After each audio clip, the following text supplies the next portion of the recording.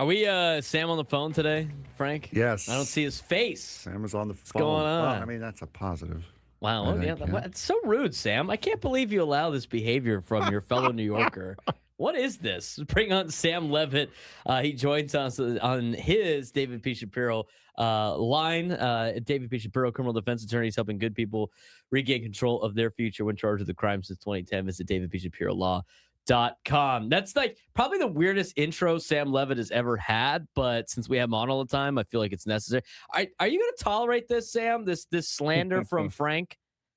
What you hear from Frank is the result of two individuals who spent far too much time in a small room together over the course of a few baseball seasons. So I understand what Frank's saying. I get it. We're friends I get now. it. I'd be sick. I'd be sick of me too.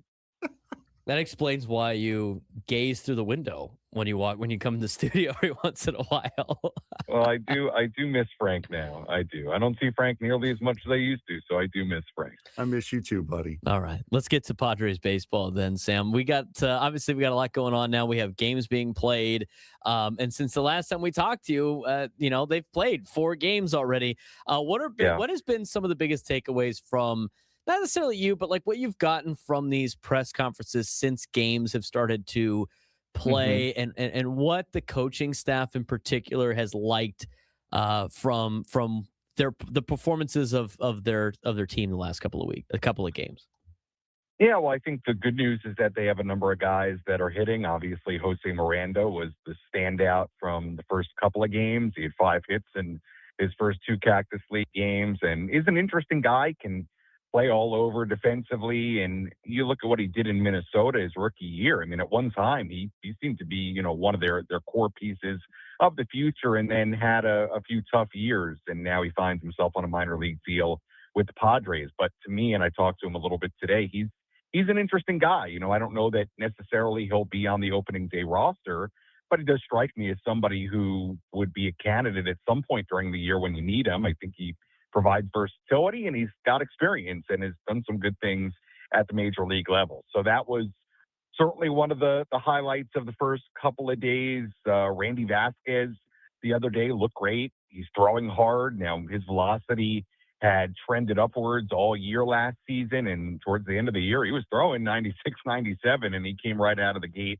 at spring training throwing 97, which is really encouraging. And I think he continues to do all the right things. I think the interesting part about Randy is, they've admitted he certainly has an inside track to that number 4 spot, but they haven't handed it to him. They will not include him in the trio of King, Musgrove, and Pavetta. So they've essentially said that they like the way Randy responds when he's challenged, and he has to, really kind of pitch his way onto the roster. So he was very impressive. It wasn't a great outing for JP Sears yesterday, but one thing that I think you'll hear a lot from Craig Stammen as these guys get their first outings in the actual Cactus League games is, and I think this is a reflection of Craig being a former player and B, a former pitcher, is there's a little bit of, hey, it's your first outing of the year, and different environment they haven't been in a while,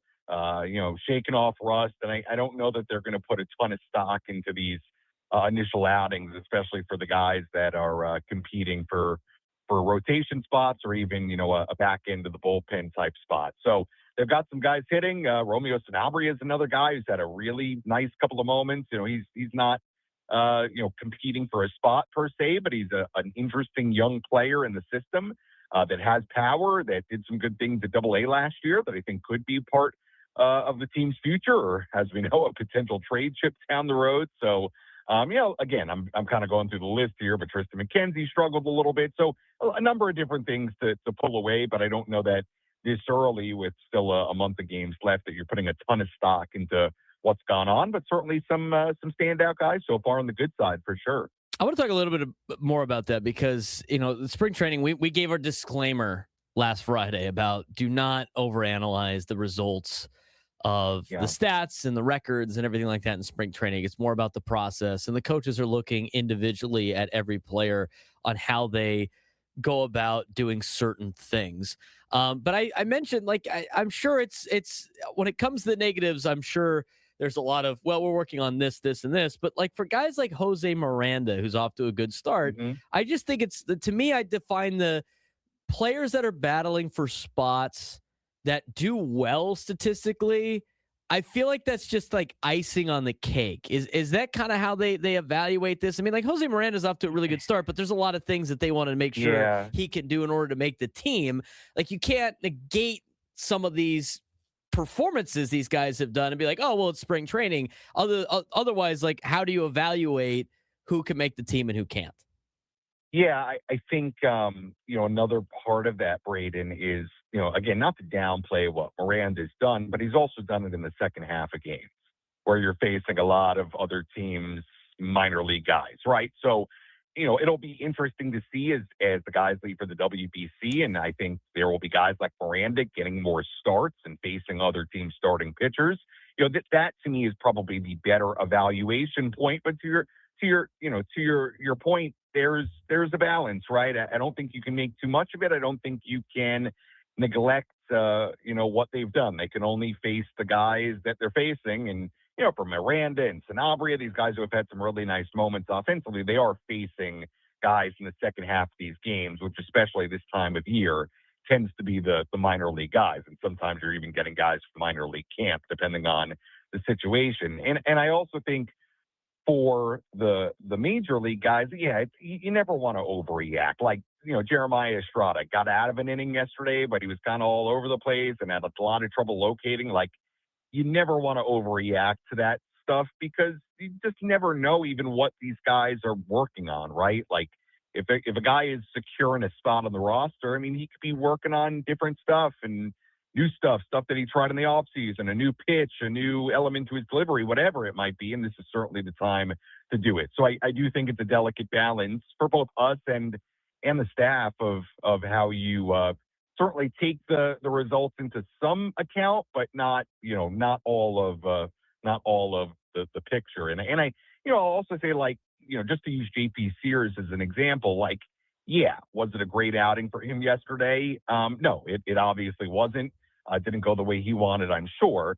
But, you also have years of major league starts for JP Sears to evaluate on, right? And then you can get into the option talk and how that might play into things. So, yeah, I think it's a delicate balance, to put it simply. That sounds like, I mean, everybody gets dealt a different hand of cards. For JP Sears, he has options Yeah. and he's got multiple years of control. And they have invested in him and being a Padre. I mean, they're going to find a way to make that work where, guys like Tristan McKenzie and Walker Buehler might be more Right. on a performance base than anything else. Right. And, Right. I think it's more clear to talk about, JP Sears is going to work on, so they're going to get him right because they're going to use him at some point. He might just start in AAA. But a guy like Tristan Right. McKenzie, he got off to a rough start to spring training. He can't really afford to have too many more of those because, again, Sure. he's not going to the minors. He's going somewhere else if he doesn't make this team.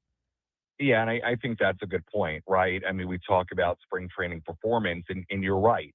When you talk about JP Sears, the fact that he has options left, well, yeah, you can certainly make the argument of, well, that probably plays against them in the opening day roster conversation because you're going to have a bunch of guys, and Matt Waldron I think was a good example of this, of guys that are out of options who, if you don't want to lose them, then you're going to have to find a way to get them on the roster, and you could say that about McKenzie, you could say that about Buehler, you could say that about Waldron. So, but to your point, like, JP Sears, you're probably going to need him at some point, even if he's not in your rotation on opening day. You're probably going to need him, and there's, I would say, a fairly decent chance that he's a fairly important part of your team, right? We just know how many starting pitchers you typically need. So you're right. For guys like McKenzie and Buehler and Waldron and these guys vying for a spot who you can't just throw down to AAA, yeah, it would seem that their results in spring training are important. But, Braden, even beyond that, I mean, we've done this long enough now to know that the spring training results, again, are just part of it. I mean, stuff and metrics and what they think's going to play, I mean, that's certainly part of it as well. So, like I said, it's a balance, I think, of all those things.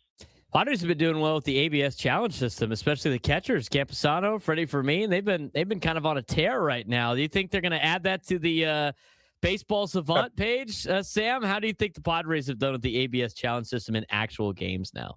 Yeah, it's been really good. I mean, Luis Camposano went 2 for 2 in the Cactus League opener.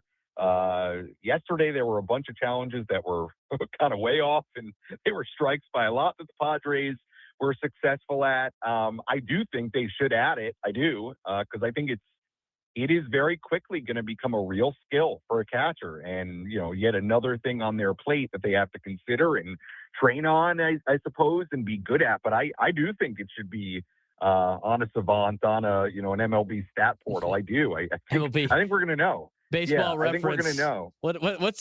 What's his success rate on the ABS system? I think it's fair. I agree. Yeah, I think it's going to become an important part of the catching game. I do. And look, I think on one hand, and we may have talked about this, I think on one hand, it's going to be a very, very minor change. I think it's going to be fun. I don't think it's going to impact the way we watch the game very much. But on the other hand, I do think it's going to be more present throughout the game than we realize, because you're going to have situations, no doubt, where you have hitters or catchers, challenge early in games, lose them, and then you're sitting there in the late innings in big spots, on a call that clearly, should have been the other way, and you could challenge, and you won't have them. And if you think that you guys aren't going to be talking about that at some point for some team come the regular season, the morning after a game, I think you are. I think that's going to be something that we see. So it's going to be an important part of the game for a catcher. So I do think we should know their success rate, and it will become, just like framing has always been a skill, and receiving and calling a game. I do think that challenging will become a part of their skill set, and something we evaluate.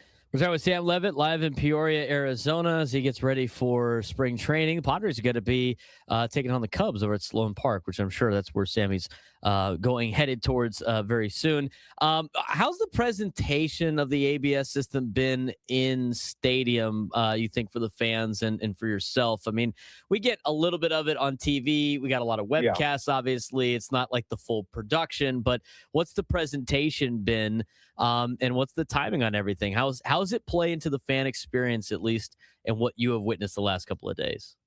Yeah, well, we've seen quite a bit of it now going back to last spring training, right? Because they had it in spring training last year. So it's not the novelty that it was last year. I think it's pretty quick. The only thing that I personally would change is I don't think the umpire needs to do this whole thing where he steps out in front of the plate, turns around, makes a whole announcement. Like, everything about the process is pretty quick. The helmet tap is quick.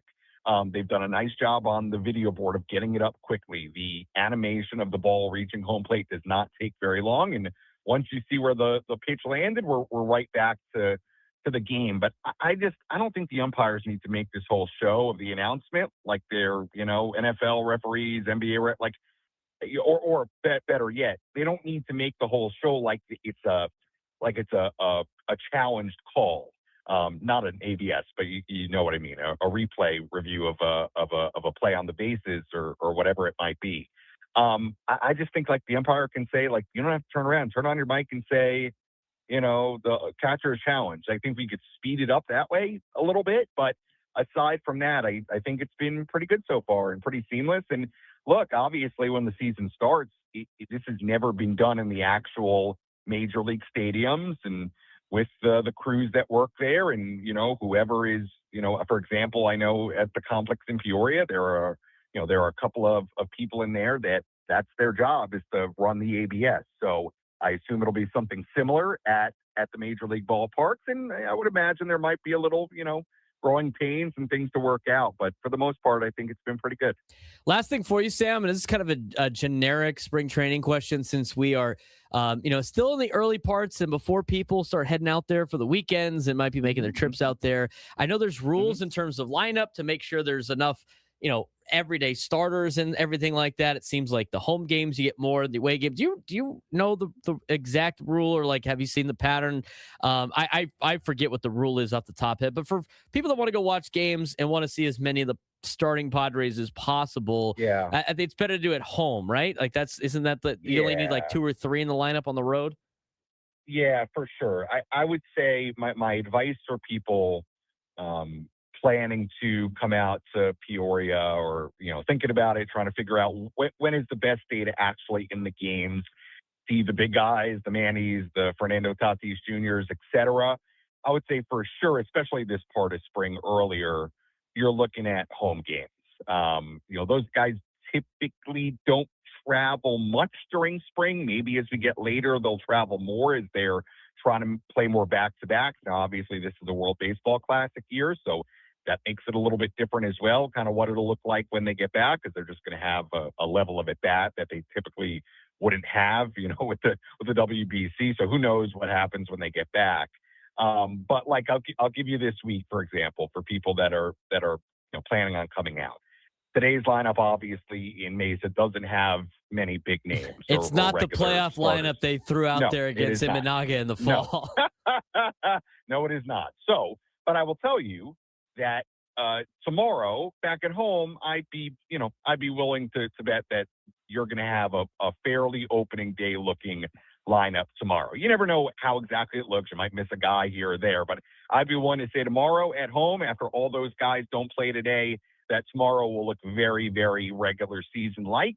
Then you get to the interesting ones where it's Thursday, Friday on the road. Could you see some guys go on the road for one of those games so they don't have 2 off days? Maybe, but no guarantee of that. And then, I'd probably say that Saturday back at home, you'll have a very opening day looking lineup. So, if you want to see the big guys, and I guess if you're driving out here and you want to have a guarantee of it, this week I would focus on Wednesday at home and Saturday at home. And I think you're a little bit of roll the dice, as far as seeing the stars of the Padres on the road. So that's kind of where we're at this time of year. And I'll also say I always encourage people, if you're coming out to Peoria, do not just show up at noon and go to the game. I really encourage people, go to the backfields, see those guys warming up, see them take BP. Your level of access, what you see, is very unique to spring training in this time of year. And I personally think the backfields is kind of the best part of the whole thing. So, get there early in the morning and at least a couple hours early, and make sure you catch some of the backfield action before you head over to the stadium. Sam, we appreciate it. I know you got to get going to Sloan Park, so have a good time at the game tonight or this afternoon, and look forward to talking to you on Thursday. All right, guys. Sounds good. Thanks. Sam Levitt joining us on the David P. Shapiro Sam Levitt hotline. David P. Shapiro, criminal defense attorneys helping good people regain control of their future. When charged with the crime since 2010, visit davidpshapirolaw.com.